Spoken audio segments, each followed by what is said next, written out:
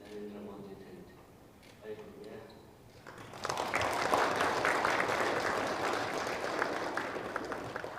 Modet kärtungen heltse hasba asumöödusid tuhte uued injil uused kus on deputatsid kus järgmised ja vajaga indu kunjil uued kus kes Mongol kus ahota tuli ajatsid väga palju heltse indu hamamuuduk ajane Mongol ajatsid sahtsid saanud samson kus on eri toimimis haidolse heltse shinui heltse uued kus manas world church Mongolse katapultlar çıkıverse sebeple hayranlı olmuş mesleğinde sahip olsun dediğim gibi dosyayı geçirmiş. Açıldı da açıldı sapmadı değil. Bunun üstüne başladı çok güçlü.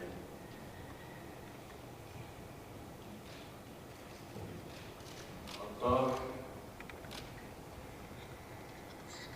bugün kıytısı ülkesinde kumsuzmayı Narendra Modi teknik Mongolse kurdu mutlu ortadan kokuşlu olacak.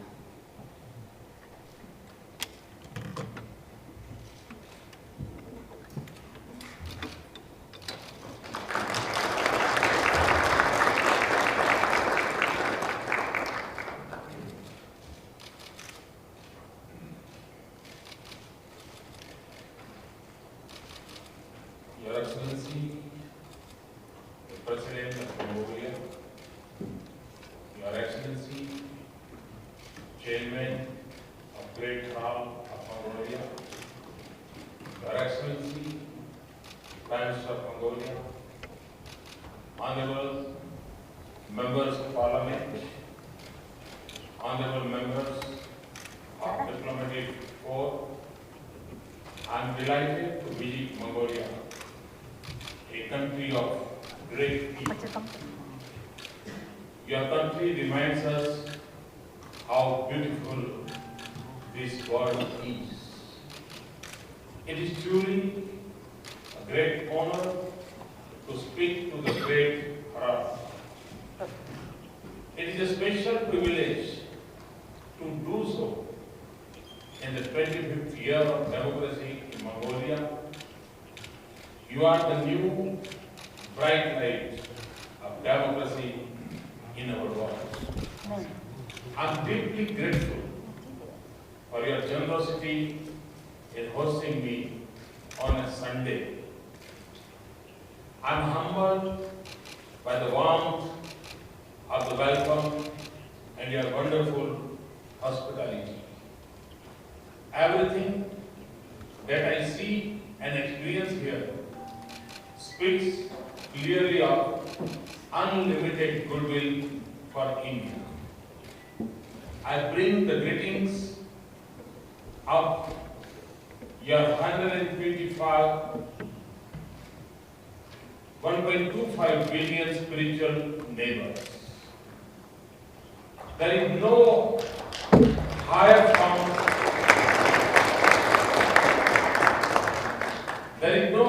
form of a relationship, no bond more sacred than this.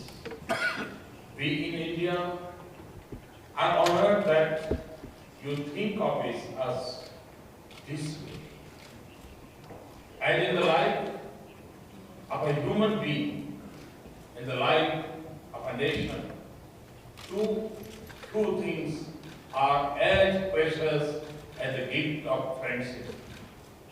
So, I speak for my entire nation to say that we deeply cherish the friendship of the Mongol people. India and Mongolia are at an important milestone.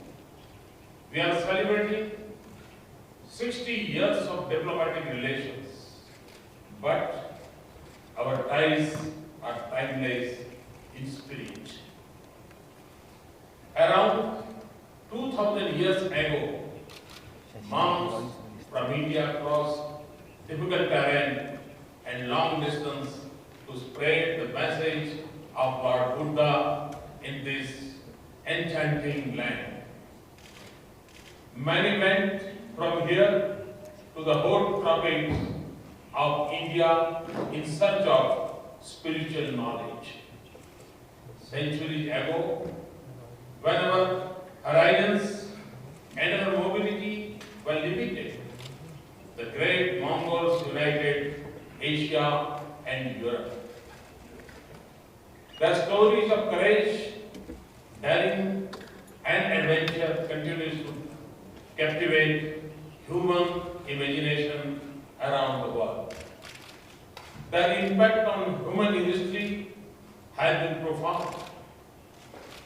In the widening course of history, our own cultures, literature, and art became interconnected, and it continues to shine in the richness of India's diversity and culture. Today, Indians and Mongolians are telling the world that the bonds of hearts and minds have the strength to overcome the barriers of distances. That bond thrives through the monks from Mongolia who came to India each year for spiritual learning, and hundreds of others who go there for education and training.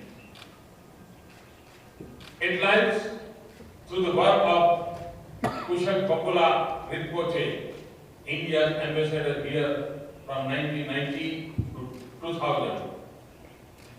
The Pethwa monastery that we established here will be an enduring symbol of our links. In the popularity of the yoga in Mongolia, we see the unity of our spirit. 5 decades ago, we stood firmly with you as you sought membership of United Nations as a proud and sovereign nation. In turn, time and again, you have stood in solidarity with us in the United Nations and elsewhere. While the human bonds have been strong, our economic ties have been modest. But I have no doubt that our relations will progress along every avenue of the new age. It will draw strength from India's economic growth. A year ago, a nation of 1.25 billion people voted for change and progress in the largest democratic election in human history. We have worked with speed, resolve, and ambition to fulfill our pledge. In less than a year, our growth has rebounded to 7.5%. India has emerged as one of the fastest growing major economies in the world. And we have the potential to grow even faster. At a time when the global economy remains weak, the world speaks in one voice that India is the bright spot of hope to become the new locomotive for global economic momentum. We are conscious that our challenges are vast across India's immense social and economic diversity. But we have faith in our sound policies and good governance. We draw confidence from the unity of our nation and the common purpose of our people. Even more, we get our energy from the aspirations of a young India with 800 million youth under the age of 35 years. They are eager to pursue their dreams and confident in their ability to do so.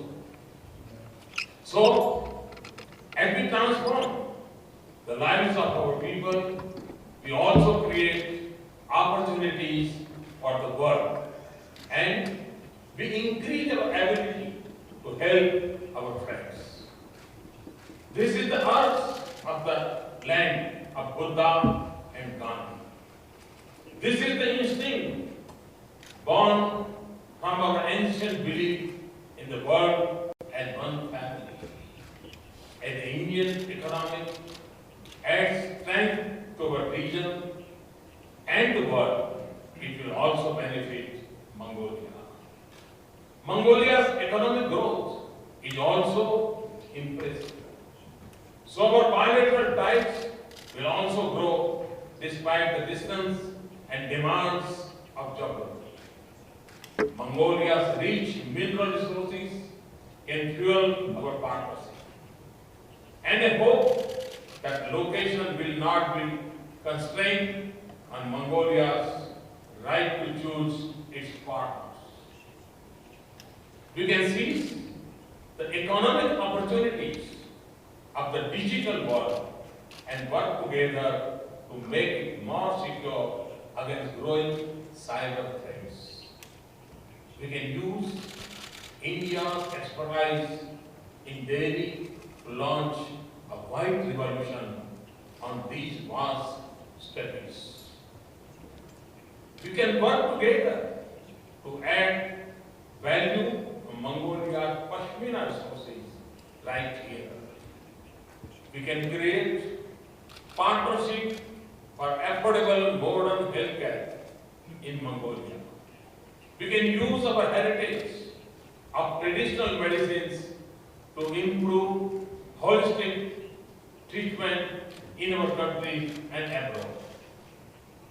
As Indians travel abroad more, Mongolia has the opportunity with its natural and spiritual wealth to become a major destination for them. More than just trade and investment, our development partnership is a reflection of our shared ideals and vision. I believe that the greatest form of this partnership is investment in the development of human resources and institutions. This gives a nation its own capacity to shoulder the responsibility for its progress. It enhances its independence of choice and it makes progress more sustainable. We remain deeply committed to this vision. Today, I will lay the foundation stone for the expansion and upgrading of the Atal Bihari Vajpayee Center for Excellence in Information and Communication Technology. Under India's training program, Mongolia is one of our largest partners. We will increase the high-tech training slots for Mongolia from 150 to 200. We will also establish an India-Mongolia joint school. Later today, I will hand over the Bhavatron equipment that can help treat cancer in Mongolia. This will be the first demonstration of our cooperation in the civil nuclear sector. Finally, today conveyed to Prime Minister our decision to provide $1 billion line of credit to develop institutions, infrastructure, and human resources in Mongolia. Our security cooperation is growing. We can learn a great deal from each other. No one can doubt the well-known skills of Mongols. We are proud to conduct defense exercise together, and I am pleased that we have signed agreements today to cooperate more closely on border security and cyber security. We have also agreed that India will help establish a cyber security center in Mongolia's defense and security establishment. But the real strength of our relationship lies in the goodwill between our people and in the faith that unites us across the distances. It is a power that can do more than just draw our two countries closer. It can help advance peace, stability, and prosperity in Asia and the Pacific region. There was a time when the messenger of Lord Buddha linked Asia with his message and love and compassion. The shifting sands of time have not buried their footprints because the value of their message never diminishes. Wherever have traveled in Asia, from the edge of Pacific to the center of the Indian Ocean, from the sea of shore of Southeast Asia to the lofty heights of the Himalaya, from the thick forests of the tropics to the expanse of these steppes, and see carving monuments and temples dedicated to Lord Buddha. The Eightfold Path of Lord Buddha prescribes not just the path to happiness of individuals, but also a guide to the well-being of society and nations. It is a message of kindness, love, and compassion for all. It is a nation of deepest respect for human beings and human rights, for faith in peace and non-violence. This is a path that tells us to reach out to the weakest and the poorest in our societies. It is a vision that sees the interdependence of all things in the universe and the virtue of simplicity. Therefore, it is a path to a more sustainable planet. It holds lessons for the world that is threatened by the excesses of consumption and disharmony between man and nature. As in the prosperous West, Asia of rising incomes and aspirations must remember and follow this message. Above all, it is a guide for a relationship of peace, equality, respect, and cooperation between nations, small and large, weak and powerful. It is a call for each of us, as individuals and as nations, to assume the universal responsibility to mankind and our planet. It inspires us to think of common good and all nations. The teachings of Lord Buddha are reflected in the principles of democracy. The path of righteousness is based on freedom of mind, liberty of thought, liberty of action, and liberty of speech. These are the foundations of democracy. It is defined by recognition of interdependence, acceptance of diversity, and belief in coexistence. Its essence is the freedom of human beings, faith in dialogue, the rule of law, and resolution of differences through peaceful means. So if we follow the right path of the Master, it will also be natural to walk on the path of democratic values. Here in Mongolia, we see the union of these two ideas and two ideas.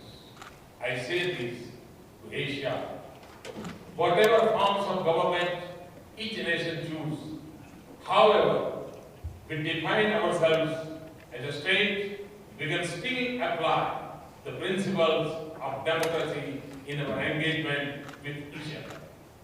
Whatever path we have chosen, whatever be the history of our disputes, or the nature of our claims, we are linked by the common spiritual heritage across a vast arc of Asia. The convergence of Buddhism and democracy provides us a path to build an Asia of peace and cooperation harmony and equality. This is the reason that it has woken up to its destiny. No region in the world has seen so much progress in the last half century as Asia. Though it has seen transformation on such scale in one generation as our continent. This is the region of ancient wisdom and youthful dynamism. It is a continent that is expected to lead the world in the 21st century. Yet, this is also a region that lies on the uneasy edge of uncertainty, of unsettled questions, of unresolved disputes, and unforgotten memories. Across Asia's diversity, we also see growing disparity of hope and opportunities. Asia has given much to the world through the ages.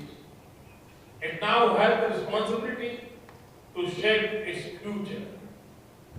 So now, more than our own requirements, I'm sure we will be able to do the requirement which the Asia wants from us and the world thinks about us. And I'm sure with this, our spiritual background, and with this, our extraordinary quality of the mankind, we can serve to the world and to the society.